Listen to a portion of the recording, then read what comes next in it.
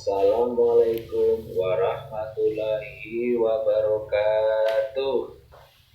Baik, anak-anakku semua, masih bersama saya Heri Widodo yang akan mengajak kalian untuk belajar.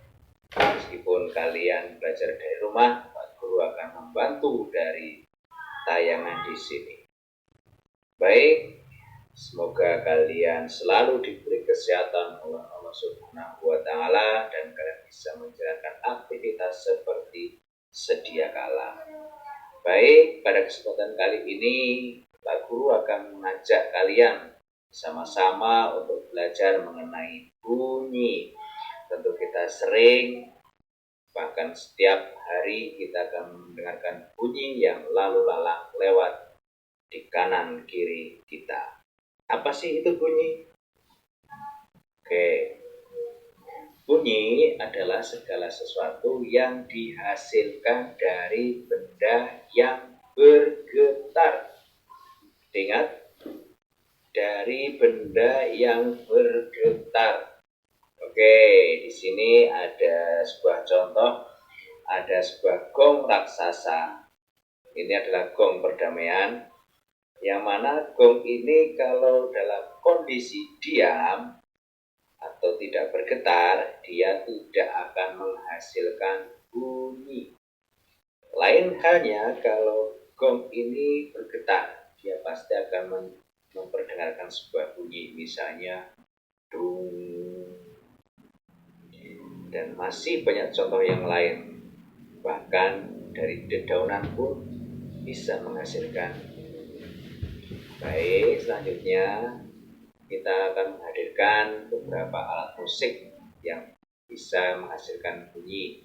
Dan kita akan belajar bagaimana sih cara menghasilkan bunyi dari benda-benda tersebut.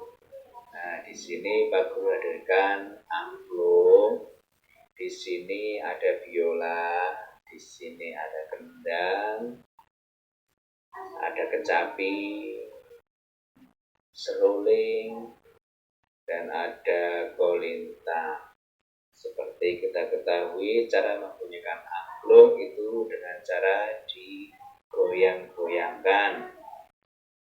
Selanjutnya, cara memainkan biola dilakukan dengan cara menggesek biola. Untuk memainkan kendang atau membunyikan kendang itu dengan cara memukul bagian kulitnya.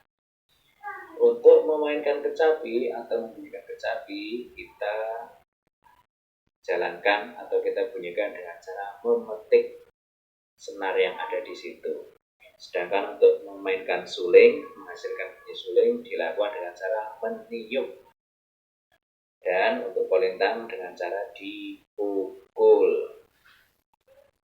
Oke, setelah kita belajar bagaimana cara alat musik bisa menghasilkan bunyi, selanjutnya sekarang kita akan membahas mengenai perambatan bunyi atau cara bunyi berpindah.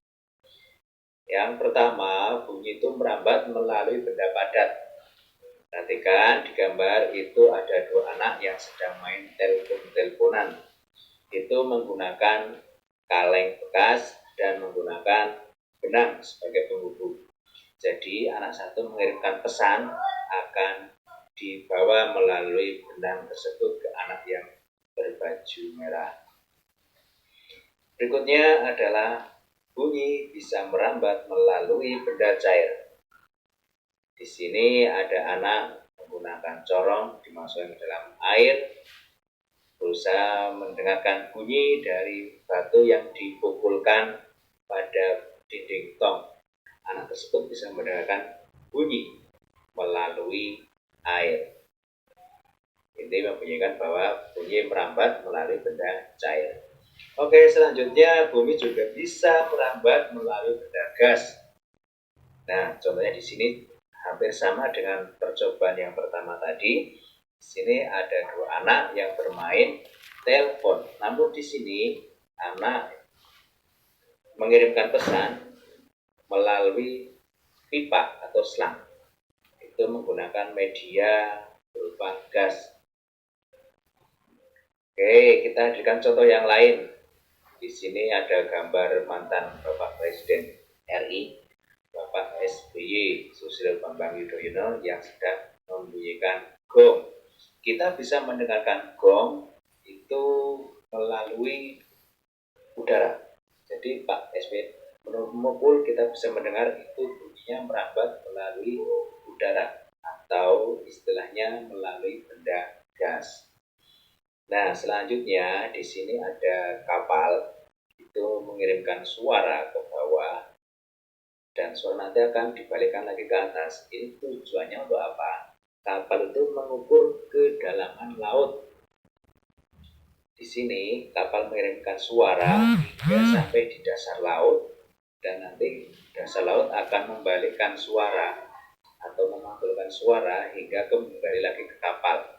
Di sini membuktikan bahwa suara bisa merambat melalui benda cair. Nah, selanjutnya di sini ada gambar seseorang sedang menempelkan telinganya di rel kereta api. Apa tujuannya? Orang tersebut ingin mendengarkan apakah keretanya sudah dekat atau belum. Itu membuktikan bahwa suara kereta itu bisa merambat melalui benda padat. Oke, selanjutnya kita akan membahas mengenai pemantulan dan penyerapan bunyi. Tentu kalian pernah bermain di hutan dan berteriak. Apa yang kalian dengar? Oke, kita ada dua macam jenis pemantulan, yakni gema dan gaung. Di sini hampir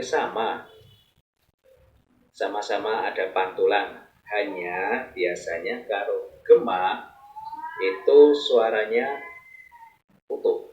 Misalnya begini, kalian berteriak, manusia, manusia, manusia, manusia. Seperti itu. Jadi utuh manusia. Beda lagi dengan gaung. Kalau gaung itu suara pantulannya tidak utuh, malah kadang bertabrakan. Misalnya, kalian berteriak, manusia, manusia, dan seterusnya. Itu namanya gaung. Jadi, bisa disimpulkan kalau gema itu suaranya, pantulannya sama dengan yang kita teriakkan. Sedangkan gaung itu suara pantulannya berantakan.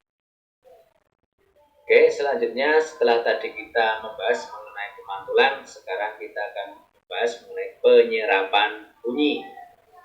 Ya, perhatikan di sini ada gambar alat musik, drum, dan juga ada piano dan sebagainya.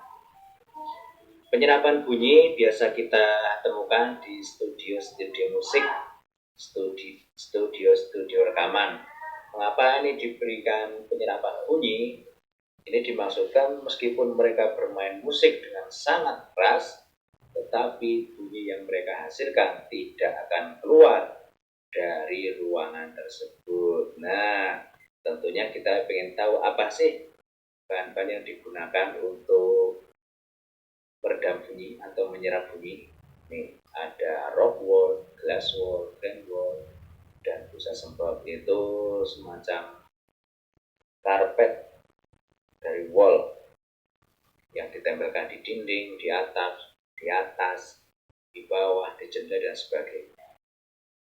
Oke, selanjutnya akan Pak Guru hadirkan sebuah soal. Yuk kita coba buka bagaimana soalnya.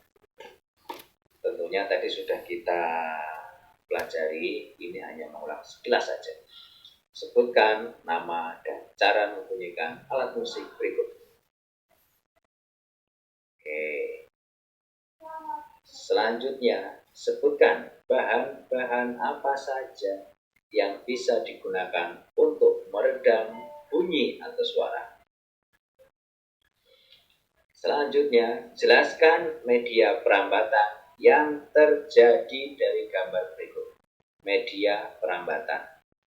Dan yang terakhir, apa perbedaan gema dan gaung? Yuk berpikir. Saat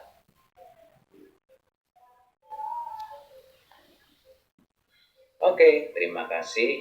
Mungkin dari Pak Guru ini dulu pada kesempatan kali ini, besok bisa disambung lagi. Pak Guru akhiri, wassalamualaikum warahmatullahi wabarakatuh.